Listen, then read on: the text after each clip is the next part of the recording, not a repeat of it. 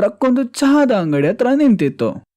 ಇದೆಲ್ಲ ನೋಡಿ ದೇವ್ ಹಾಗೂ ಚಂಚಲ್ನ ಹಸಿವು ಇನ್ನೂ ಜಾಸ್ತಿ ಆಯ್ತು. ಅಣ್ಣ, ನನ್ಗೂ ಟೀ ಕುಡಿಬೇಕನ್ಸ್ತಿದೆ. ಹಾ ಬಾ, ಚಹಾ ಕುಡಿಯೋಣ ಇವತ್ತು. ಇಬ್ರು ಅಣ್ಣ ತಂಗಿಯರು ಚಹಾದವನ ಕಡೆ ಹೋಗ್ತಾರೆ. ಅಣ್ಣ, ನಮಗೆ ಚಹಾ ಕೊಡಿ.